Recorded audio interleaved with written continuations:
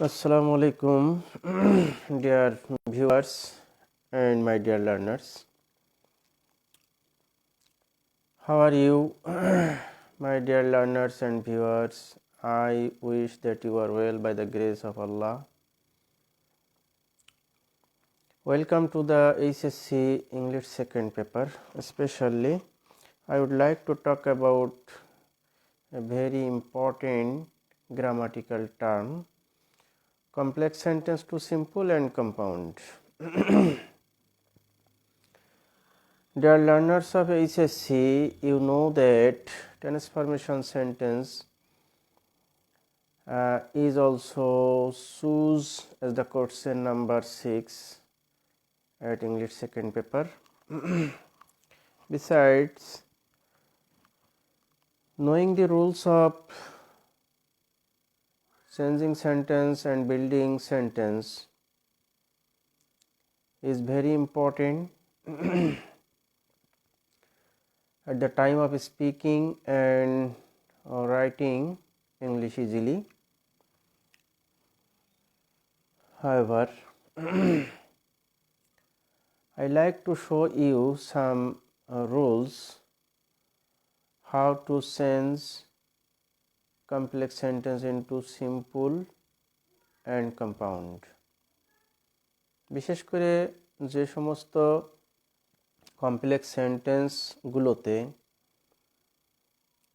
হু, who's, hot অথবা দ্যাটের ব্যবহার হতে দেখা যায়, এই জাতীয় রিলেটিভ প্রোনাউনযুক্ত কমপ্লেক্স সেন্টেন্সকে আমরা প্রথমে সিম্পল সেন্টেন্সে কিভাবে রূপান্তর করা যায় সেটা দেখাবো। সাথে সাথে এই বাক্যগুলোকে কম্পাউন্ড করার নিয়ম দেখাবো। আশা করি বন্ধুরা কমপ্লেক্স সেন্টেন্স থেকে সিম্পল এবং কম্পাউন্ডে রূপান্তর করার এই নিয়ম মনোযোগ দিয়ে দেখলে অবশ্যই তোমরা তোমাদের ধারণাকে অবশ্যই সমৃদ্ধশালী করতে পারবে এবং পরীক্ষায় আসা সেন্টেন্সগুলো রূপান্তর করে তোমরা ফুল মার্কস পেতে সক্ষম হবে। যাই হোক, এখন আমি তোমাদেরকে কিছু উদাহরণ দিয়ে কমপ্লেক্স থেকে কম্পাউন্ড এবং সিম্পলে আসার নিয়মাবলী জানাবো। So, let me start my discussion. Let me start my class.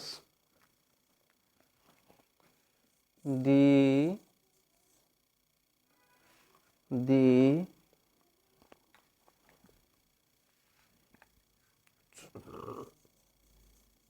boy who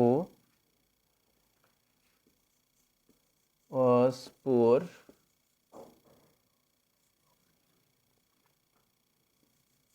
was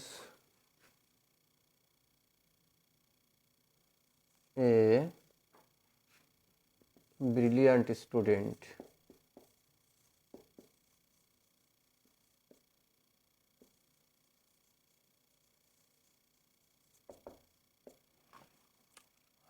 Here in the sentence, you notice that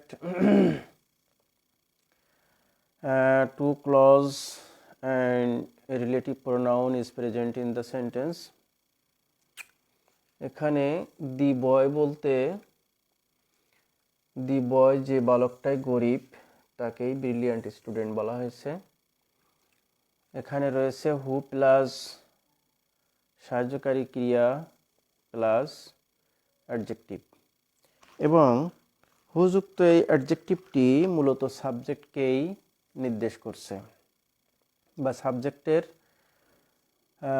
modify করছে।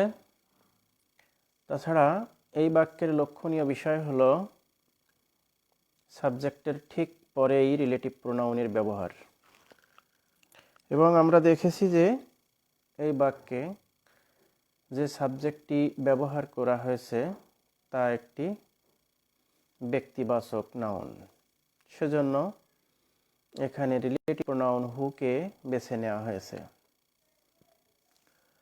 তো যাই হোক, যদি এই বাক্যের সাবজেক্ট বস্তুবাচক হতো তাহলে সেক্ষেত্রে হুইচ, কখনো দ্যাট বা হট ব্যবহার করা যেত।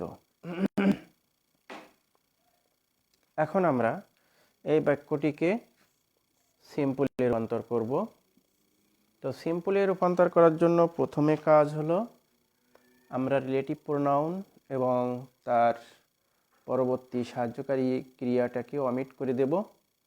দিয়ে যেহেতু সাবজেক্টকে নির্দেশ করছে সেহেতু অ্যাডজেক্টিভটি সাবজেক্টের ঠিক আগে স্থাপন করব, তাহলে অবশ্যই সেন্টেন্সটি সিম্পল হয়ে যাবে। সুতরাং the poor boy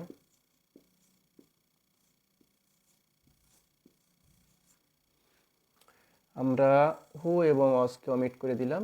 the poor boy was A brilliant student. এখন বাক্যটি সিম্পলে রূপান্তর হয়ে গেছে। এই বাক্যটির কমপ্লেক্সে থাকাকালীন অর্থ ছিল যে বালকটি গরিব ছিল সে ছিল একজন মেধাবী ছাত্র। এখন এই বাক্যটি সিম্পলে আসার পরে গরিব বালকটি ছিল একজন মেধাবী ছাত্র। আসলে ভাবার্থে কোনো পরিবর্তন হয় নাই, সেন্টেন্সটির কাঠামোগত দিক দিয়ে পরিবর্তন হয়েছে। আমরা এখন এই বাক্যটিকে কম্পাউন্ডে রূপান্তর করব এবং I think that this is very easier than transforming this complex sentence into simple to compound. The boy was poor এবং কম্পাউন্ডের কনজাংশন আসবে and he was a brilliant student.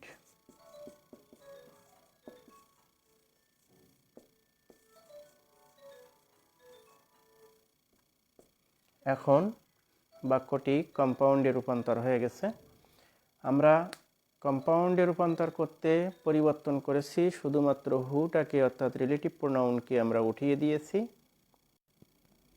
এবং হুযুক্ত ক্লজের শেষ হওয়ার পূর্ব পর্যন্ত বসিয়ে আমরা কম্পাউন্ডের এন্ড সেট করেছি। এখন বাক্যটি কম্পাউন্ড হয়ে গেছে। এ বাক্যটির অর্থ হলো দি বয় ওয়াজ পুয়ার, বালকটি গরিব ছিল এবং সে ছিল একজন মেধাবী ছাত্র। আমরা এই কম্পাউন্ড বাক্যে দেখতে পাচ্ছি যে ব্রিলিয়ান্ট স্টুডেন্ট যে বালকটি ছিল ওই বালকটি গরিব ছিল, সুতরাং সাবজেক্ট একই ব্যক্তি।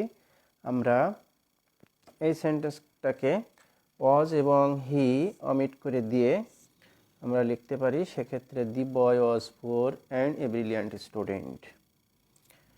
তাছাড়া আমরা জানি যখন কোনো সেন্টেন্সের সাবজেক্ট দুটি একই ব্যক্তি বা বস্তু হয় তখন কম্পাউন্ডের অ্যান্ডের পরে ওই ব্যক্তি বা বস্তুর প্রোনাউন ব্যবহার করা প্রয়োজন হয় না।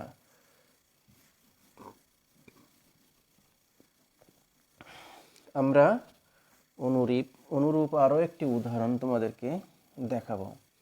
বন্ধুরা, আশা করি তোমরা বুঝতে পারবে যে কিভাবে এই ধরনের কমপ্লেক্স সেন্টেন্সগুলোকে কিভাবে সিম্পল করা যায়।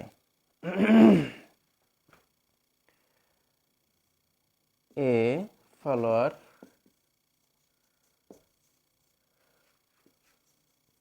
who is beautiful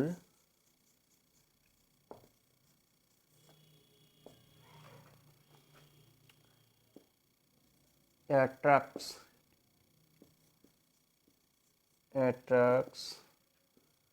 us naturally. আমরা একটি কমপ্লেক্স সেন্টেন্স দেখতে পাচ্ছি। ঠিক আগের সেন্টেন্সের মতোই ঠিক সাবজেক্টের পরে আমরা হুইচ ইজ বিউটিফুল একই ধরনের ক্লজ দেখতে পেয়েছি। তো এখানে ফলোয়ার ব্যক্তিবাচক না হওয়ার কারণে হু এর পরিবর্তে হুইচের ব্যবহার হয়েছে এবং ইজ বিউটিফুল, এই বিউটিফুল কথাটা ফলোয়ারকেই নির্দেশ করছে। সুতরাং আমরা সিম্পল করার জন্য ঠিক আগের নিয়মটা অনুসরণ করব। রিলেটিভ প্রোনাউন এবং সাহায্যকারী ক্রিয়াকে উঠিয়ে দিয়ে বিউটিফুল কথাটাকে ফলোয়ারের আগে বসালেই সিম্পল হয়ে যাবে। সুতরাং এ বিউটিফুল flower attracts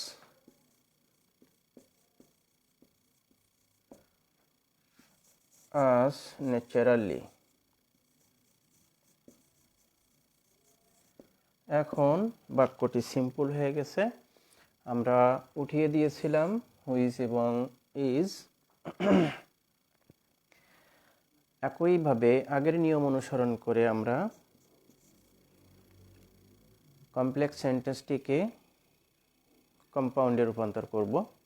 তো সেক্ষেত্রে আমরা শুধুমাত্র হুইচটা উঠিয়ে দেব এবং শেষ অবধি ভার্ব দিয়ে শুরু হওয়া ক্লজের পূর্বে কম্পাউন্ডের অ্যান্ড বসিয়ে দেব, তাহলে সেন্টেন্সটি কম্পাউন্ড হয়ে যাবে। এ ফলোয়ার হুইচকে আমরা বাদ দিয়ে দিলাম ইজ বিউটিফুল।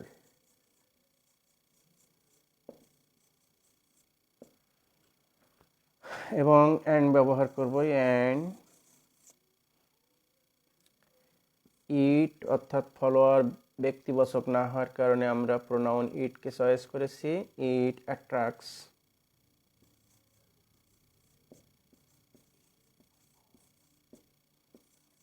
Us naturally.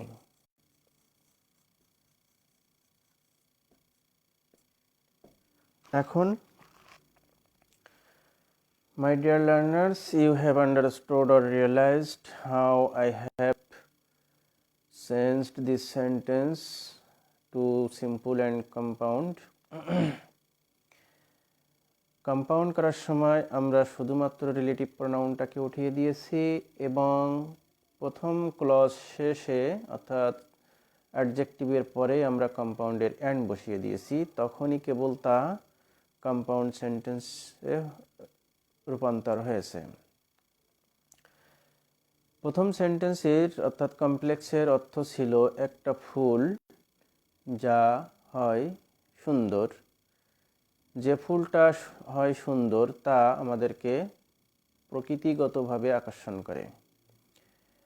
সিম্পলে রূপান্তর হওয়ার পরে অর্থগত পরিবর্তন হয় নাই, কাঠামোগত পরিবর্তন হয়েছে। A beautiful flower attracts us naturally, একটা সুন্দর ফুল আমাদেরকে আকর্ষণ করে প্রকৃতিগতভাবে। কম্পাউন্ডে এ ফলোয়ার ইজ বিউটিফুল, একটি ফুল হয় সুন্দর এবং it attracts us naturally.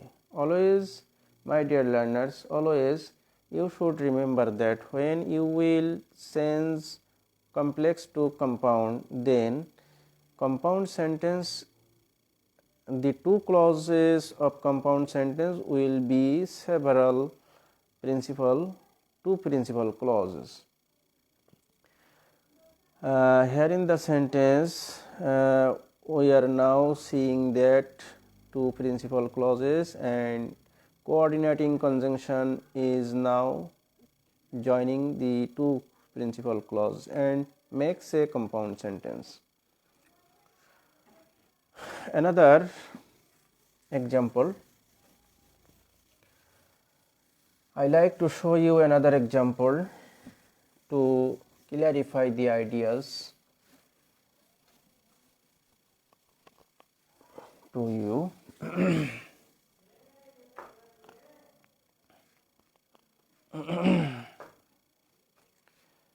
a man who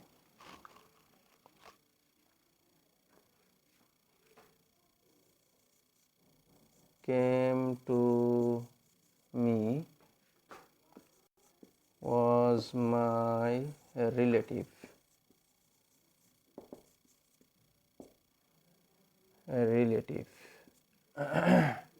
This is a complex sentence. কারণ এই সেন্টেন্সে আমরা একটি সাবজেক্ট দেখতে পেয়েছি, একটি রিলেটিভ প্রোনাউন রয়েছে যা সাবজেক্টের ভূমিকা পালন করে। সাথে সাথে আমরা দুটি ভার্ব দেখতে পেয়েছি, স্বতন্ত্র দুটি ভার্ব দেখতে পেয়েছি। অতএব এটি একটি কমপ্লেক্স সেন্টেন্স। এখন পূর্বের দুটি উদাহরণের মতো বন্ধুরা দেখতে পাচ্ছ যে ঠিক সাবজেক্টের পরে আবারও রিলেটিভ প্রোনাউনের ব্যবহার হয়েছে, কিন্তু খুঁজে পাওয়া যাচ্ছে না রিলেটিভ প্রোনাউন প্লাস সাহায্যকারী ক্রিয়া প্লাস অ্যাডজেক্টিভ। এখন দেখা যাচ্ছে রিলেটিভ প্রোনাউনের ঠিক পরেই রয়েছে একটি মূল ভার্ব। এখন এই জাতীয় কমপ্লেক্স সেন্টেন্সগুলোকে আমরা কিভাবে সিম্পলে রূপান্তর করতে পারি? ঠিক আগের মতোই আমরা সিম্পলে রূপান্তর করব। সাহায্যকারী ক্রিয়া না থাকার কারণে there is no anxiety. At first you have to omit relative pronoun and the principle and a verb you have to make it ing or gerund, then the sentence will be in simple. So I think that this is very easy or easier than the prior sentence. Now প্রথমে আমি relative প্রোনাউনটাকে বাদ দিয়ে দিলাম। A man, হু বাদ দিয়ে দিলাম, তাহলে কেম আছে, কেমের কেমিং হয় না, অর্থাৎ কাম প্রেজেন্ট ফর্মে নেব, কামিং। বাকি অংশ to me was my relative.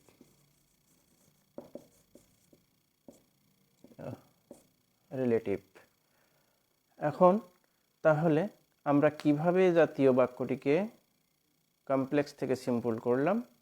শুধুমাত্র রিলেটিভ প্রোনাউনটাকে উঠিয়ে দিয়ে আমরা মূল ভার্ব থাকলে তার প্রেজেন্ট ফর্মের সাথে আইএনজি যোগ করে বাকি অংশ অপরিবর্তিত রেখেছি এবং বাক্যটি সিম্পলে রূপান্তর হয়ে গেছে।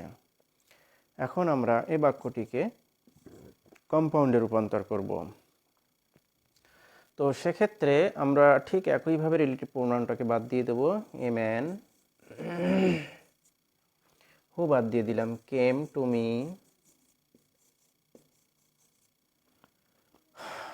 নিয়ম অনুসারে আমরা প্রথম ক্লজ শেষ করেই কম্পাউন্ডের অ্যান্ড ব্যবহার করছি। অ্যান্ড যেহেতু রিলেটিভ হওয়া বোঝাচ্ছে ম্যানটাকে, সেই জন্য ম্যান, হি ওয়াজ মাই রিলেটিভ।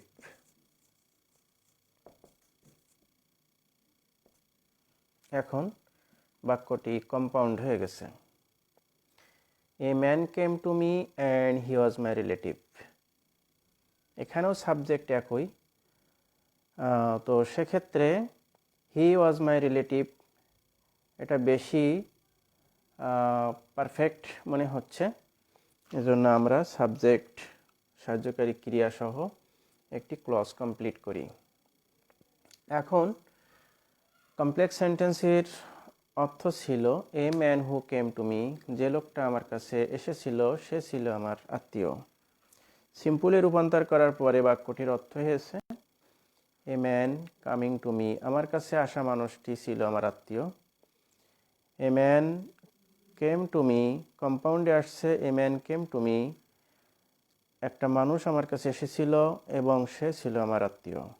অতএব ডিয়ার ফ্রেন্ডস, তোমরা লক্ষ্য করেছো যে কমপ্লেক্স থেকে সিম্পল এবং কম্পাউন্ডে আসার কারণে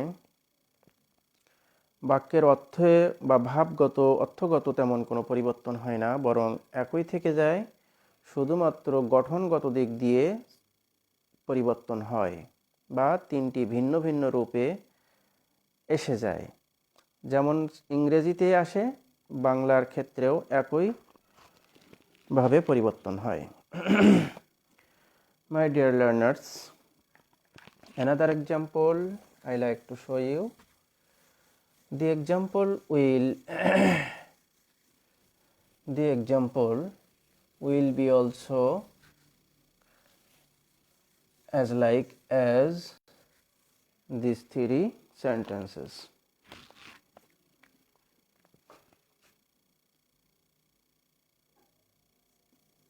A man who was a teacher.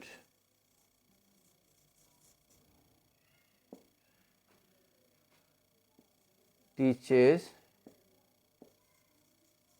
us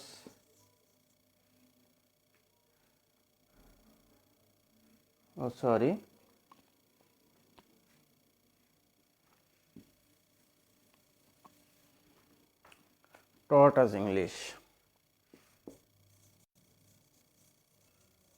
Taught us English.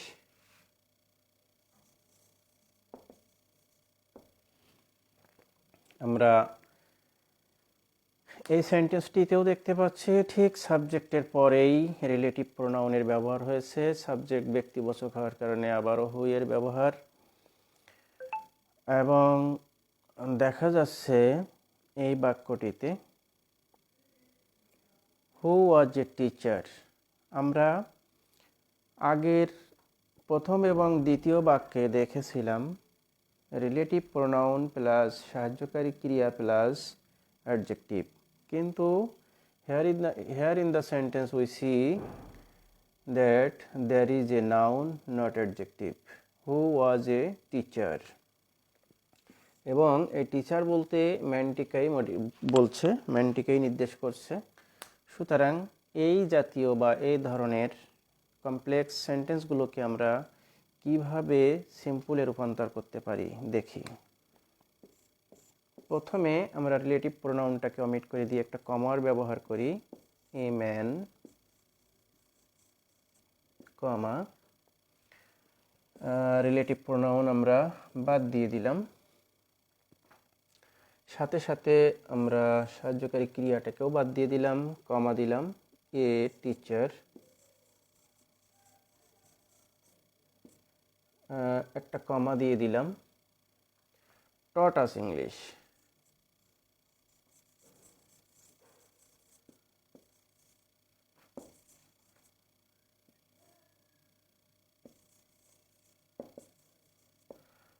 আমরা দেখছি যে সেন্টেন্সটি সিম্পল হয়ে গেছে। A man, comma, a teacher taught us English. একটা মানুষ যে ছিল শিক্ষক, সেই মানুষটি আমাদেরকে ইংরেজি শিক্ষা দিয়েছিল। আমরা সিম্পলে রূপান্তর করেছি একজন মানুষ তথা একজন টিচার আমাদেরকে ইংরেজি শিক্ষা দিয়েছিলেন। কম্পাউন্ড, এ ম্যান,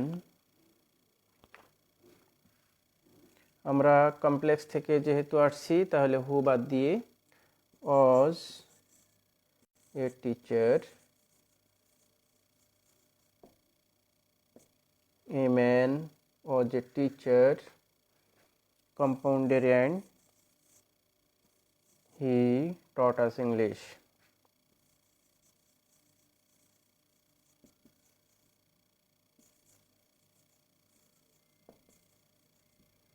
এখন সেন্টেন্সটি কম্পাউন্ডে রূপান্তর হয়ে গেল। বন্ধুরা, এখানে আমি 4টি এক্সাম্পল দিয়ে তোমাদেরকে বোঝাতে চেষ্টা করেছি যে কিভাবে ঠিক সাবজেক্টের পরে রিলেটিভ প্রোনাউন থাকা কমপ্লেক্স সেন্টেন্সগুলো থেকে আমরা সিম্পলে আসতে পারি এবং কম্পাউন্ডে আসতে পারি। বন্ধুরা, আমি এখন তোমাদেরকে দেখাবো রিলেটিভ প্রোনাউনগুলো যখন, আরও একটি উদাহরণ, আমরা দেখাবো যখন রিলেটিভ প্রোনাউনগুলো অবজেক্টকে নির্দেশ করে তখন কিভাবে আমরা ওগুলোকে সিম্পল এবং কম্পাউন্ডে রূপান্তর করতে পারি। I saw a bird. I saw a bird.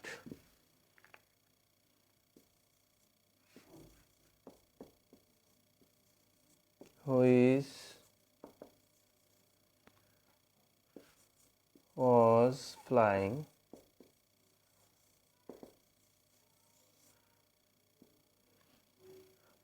আমরা দেখলাম যে এই বাক্যটিতে প্রথম থেকে ক্লজ কমপ্লিট হয়েছে। Which was flying relative pronoun plus ING verb রয়েছে। সেক্ষেত্রে আমরা কিভাবে এটিকে সিম্পল করব, এই ফ্লাইং কথাটা আইকে নির্দেশ করছে না, বরং নির্দেশ করছে সেন্টেন্সের অবজেক্টকে তথা বার্ডকে।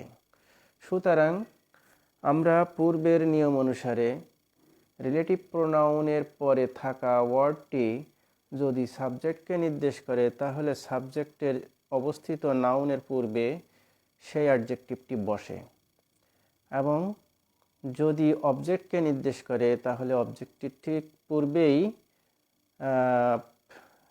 মডিফাই করা অর্থাৎ মডিফায়ারটি বসবে। যদি মডিফায়ারের সাথে অতিরিক্ত অংশ থাকে ফ্লাইং ইন দ্য স্কাই, তাহলে সেক্ষেত্রে স্থান পরিবর্তন না হয়ে যথাস্থানেই থেকে যেত। এখন আমরা দেখি কিভাবে এটাকে সিম্পলে রূপান্তর করা যায়। আই স এ, তাহলে আমরা হুইচ এবং ওয়াজ বাদ দিয়ে দিলে ফ্লাইং থাকে, ফ্লাইং আমরা বার্ডের আগে বসিয়ে দিই, LYNG, flying a bird, flying bird.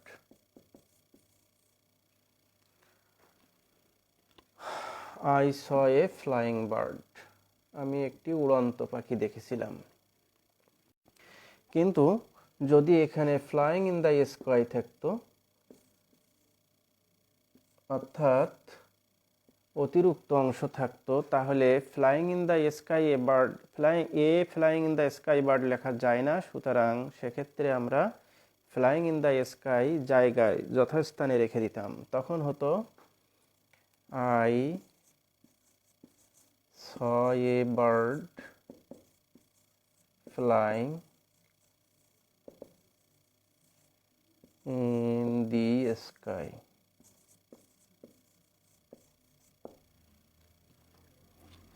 ওকে, আমরা এখন এবার ওই বাক্যটিকে আমরা কম্পাউন্ড করব।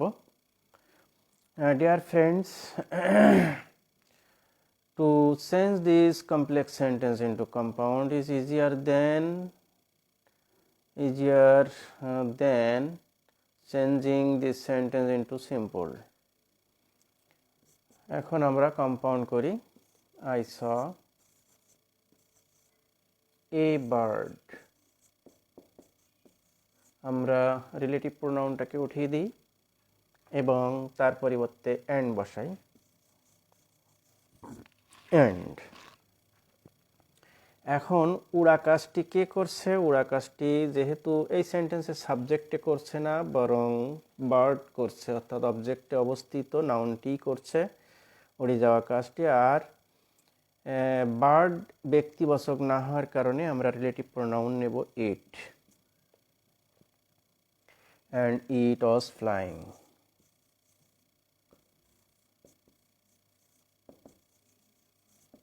বন্ধুরা, তোমরা দেখতে পেলে যে কিভাবে এই জাতীয় কমপ্লেক্স সেন্টেন্স থেকে আমরা কম্পাউন্ডে আসতে পারি। অর্থাৎ যে বাক্যে আমরা রিলেটিভ প্রোনাউন যুক্ত ক্লজটি সেন্টেন্সের শেষে থাকতে দেখব এবং রিলেটিভ প্রোনাউনের পরে অবস্থিত ওয়ার্ডটি যদি অ্যান্টিসিডেন্টকে মডিফাই করে, তাহলে সেক্ষেত্রে সিম্পল এবং কম্পাউন্ডে আসার পদ্ধতি দেখতে পেলে। আমি আরও দু একটি উদাহরণ তোমাদেরকে দেখাবো। তোমাদের ধারণা পরিষ্কার বা পরিচ্ছন্ন করার জন্য। আশা করি তোমরা রিলেটিভ প্রোনাউন হু বা হুইজ যুক্ত কমপ্লেক্স সেন্টেন্স রূপান্তর করতে পারবে।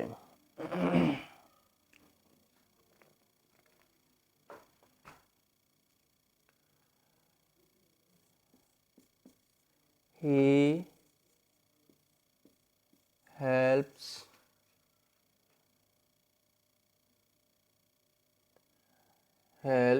a poor who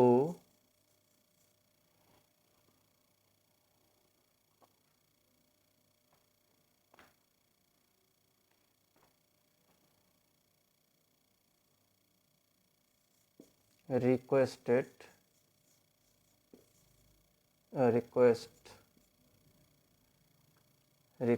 him। আমরা এই বাক্যটিতে দেখতে পেয়েছি রিলেটিভ প্রোনাউনের ব্যবহার হয়েছে সেন্টেন্সের শেষের দিকে, অর্থাৎ হি সাবজেক্ট, হেল্পস ভার্ব এবং এ পুয়ার হচ্ছে অবজেক্ট। হু এর অর্থাৎ অবজেক্টের পরেই হু এর ব্যবহার হয়েছে এবং হু এর পরে আমরা ইয়ামিজারের ব্যবহার দেখছি না, বরং একটি মূল ভার্বের ব্যবহার দেখতে পেয়েছি। তো সেক্ষেত্রে এই বাক্যটিকে আমরা কিভাবে সিম্পলে রূপান্তর করব বন্ধুরা, স্মরণ করতে হবে আমি তৃতীয় নম্বর সেন্টেন্স আর উদাহরণটি যেভাবে পরিবর্তন করেছিলাম কমপ্লেক্স থেকে সিম্পলে, ঠিক একই ধরনের নিয়ম এখানে অনুসরণ করতে হবে। অর্থাৎ রিলেটিভ প্রোনাউন উঠে যাবে এবং রিলেটিভ প্রোনাউনের পরে অবস্থিত ভার্বটি আইএনজি হয়ে যাবে। হি helps a poor requesting him।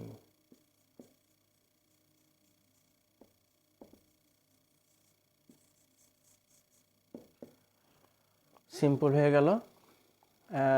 এখানে কমপ্লেক্সে অর্থ ছিল হি হেল্পস এ পুয়ার, সে একটি গরিবকে সাহায্য করে যে গরিব তাকে রিকোয়েস্ট করে। সিম্পলে আসার কারণে অর্থটা হয়েছে he helps a poor requesting him, সে সাহায্য করে সেই গরিবকে যে তাকে রিকোয়েস্ট করতে থাকে বা রিকোয়েস্ট করে বা অনুরোধ করে। আমরা কম্পাউন্ড করব, হি হেল্পস এ পুয়ার, হুটাকে আমরা বাদ দিয়ে একটি কম্পাউন্ডের কনজাংশন অ্যান্ড বসিয়ে নিই। অ্যান্ড রিকোয়েস্ট করা কাজটা মূলত পুয়ারের, সুতরাং আমরা পুয়ারের জন্য হি নেব। হি request him.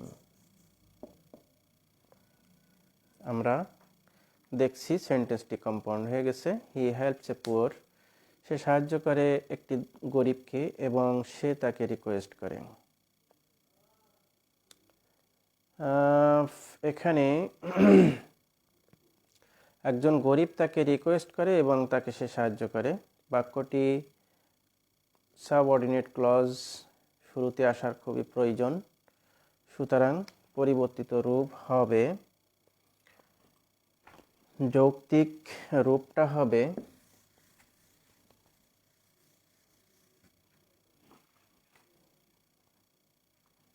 A poor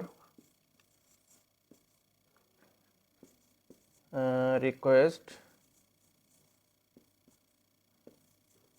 him and he helps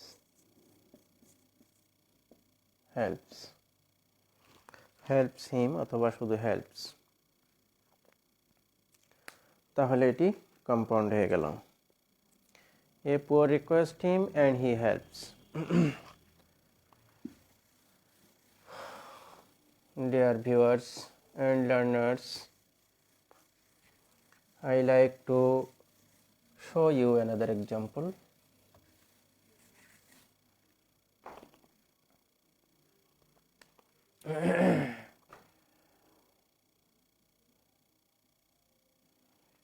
I know a student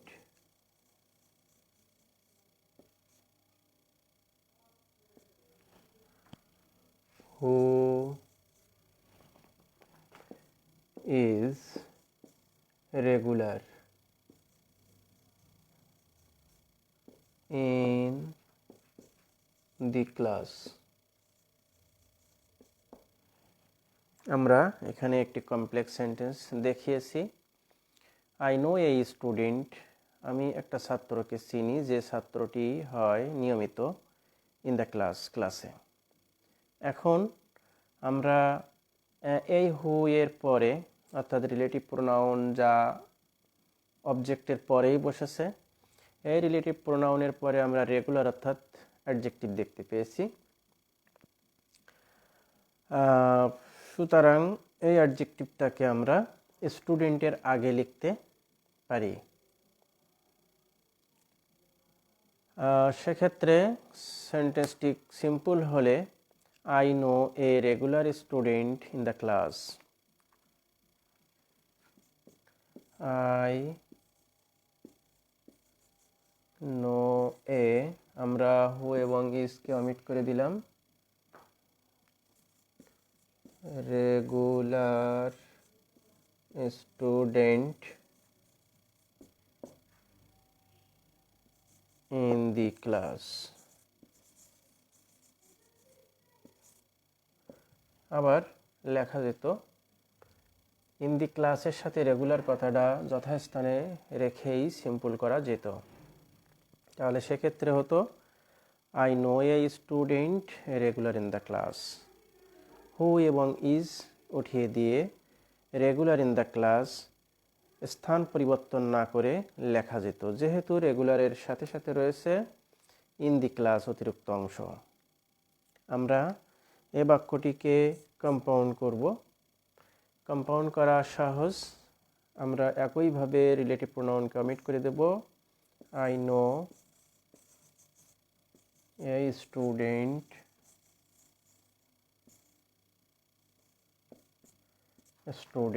হুকে omit করে দিই, অ্যান্ড লিখি অ্যান্ড। এখানে রেগুলার হওয়া কাজটা যেহেতু স্টুডেন্টের, তাহলে he is regular in the class. এখন বন্ধুরা সেন্টেন্সটি কম্পাউন্ড হয়ে গেল। সেন্টেন্স তিনটির অর্থ হলো আমি যে ছাত্রটাকে চিনি সে ক্লাসে নিয়মিত। সিম্পলে হওয়ার কারণে তার অর্থ হয়েছে আমি একটি নিয়মিত ছাত্রকে চিনি ক্লাসে, অথবা একটি ছাত্রকে চিনি ক্লাসে নিয়মিত। কম্পাউন্ডে রূপান্তর হওয়ার পরে বাক্যটির অর্থ হয়েছে আই নো এ স্টুডেন্ট, আমি একটা ছাত্রকে চিনি, and he is regular in the class, এবং সে ক্লাসে নিয়মিত। বন্ধুরা, তোমরা দেখলে কিভাবে আমরা এই ধরনের সেন্টেন্সগুলো থেকে সিম্পল কম্পাউন্ডে রূপান্তর করতে পারি। No more today, dear learners. At the next class, I must inform you some more important information about changing of sentence. No more today. Thank you very much for staying with me.